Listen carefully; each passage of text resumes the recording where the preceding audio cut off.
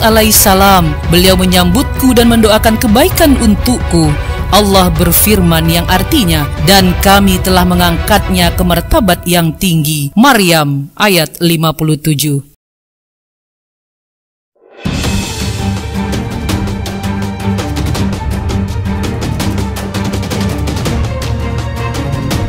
Kemudian Jibril naik bersamaku ke langit kelima, dan Jibril meminta dibukakan pintu.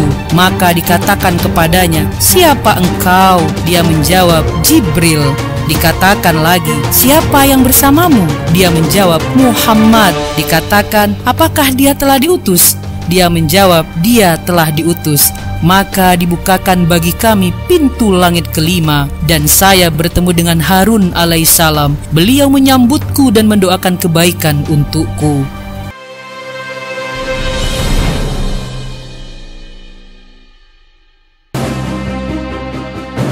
Kemudian Jibril naik bersamaku ke langit keenam, dan Jibril meminta dibukakan pintu. Maka dikatakan kepadanya, "Siapa engkau?" Dia menjawab, "Jibril." Dikatakan lagi, "Siapa yang bersamamu?" Dia menjawab, "Muhammad." Dikatakan, "Apakah dia telah diutus?" Dia menjawab, "Dia telah diutus." Maka dibukakan bagi kami pintu langit, dan saya bertemu dengan Musa. Beliau menyambutku dan mendoakan kebaikan untukku. Kemudian Jibril naik bersamaku ke langit ketujuh, dan Jibril meminta dibukakan pintu. Maka dikatakan kepadanya, "Siapa engkau?" Dia menjawab, "Jibril." Dikatakan lagi, "Siapa yang bersamamu?" Dia menjawab, "Muhammad." Dikatakan, "Apakah dia telah diutus?" Dia menjawab, "Dia telah diutus." Maka dibukakan bagi kami pintu langit ketujuh, dan saya bertemu dengan Ibrahim. Beliau sedang menyandarkan punggungnya ke Baitul Ma'mur. Setiap hari masuk ke Baitul Ma'mur 70.000 malaikat yang tidak kembali lagi. Kemudian Ibrahim pergi bersamaku ke Sidratul Muntaha. Ternyata daun-daunnya seperti telinga-telinga gajah, dan buahnya seperti tempayan besar. Tatkala dia diliputi oleh perintah Allah, dia pun berubah sehingga tak ada seorang pun dari makhluk Allah yang sanggup menggambarkan keindahannya. Lalu Allah mewahyukan kepadaku apa yang dia wahyukan. Allah mewajibkan kepadaku 50 sholat sehari semalam. Kemudian saya turun menemui Musa alaihissalam. Lalu dia bertanya, "Apa yang diwajibkan Tuhanmu atas umatmu?" Saya menjawab, 50 sholat.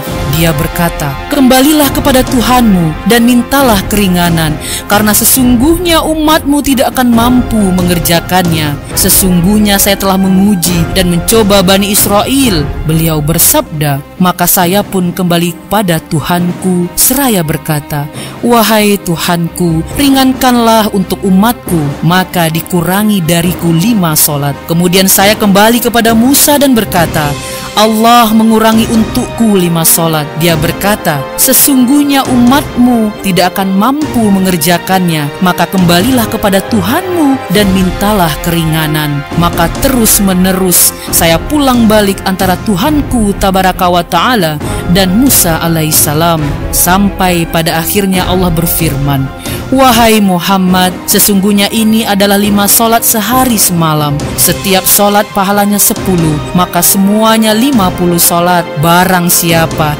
yang meniatkan kejelekan lalu tidak mengerjakannya, maka tidak ditulis dosa baginya sedikit pun. Jika dia mengerjakannya, maka ditulis baginya 1 kejelekan." Kemudian saya turun sampai saya bertemu dengan Musa alaihissalam, seraya aku ceritakan hal ini kepadanya. Dia berkata, "Kembalilah kepada Tuhanmu dan mintalah keringanan." Maka saya pun berkata, "Sungguh saya telah kembali kepada Tuhanku sampai saya pun malu kepadanya." Hadis riwayat Muslim.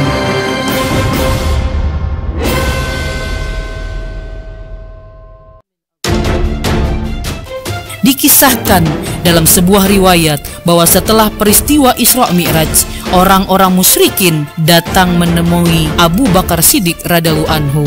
Mereka mengatakan, "Lihatlah apa yang telah diucapkan temanmu, yakni Muhammad sallallahu alaihi wasallam." Abu Bakar berkata, "Apa yang beliau ucapkan?"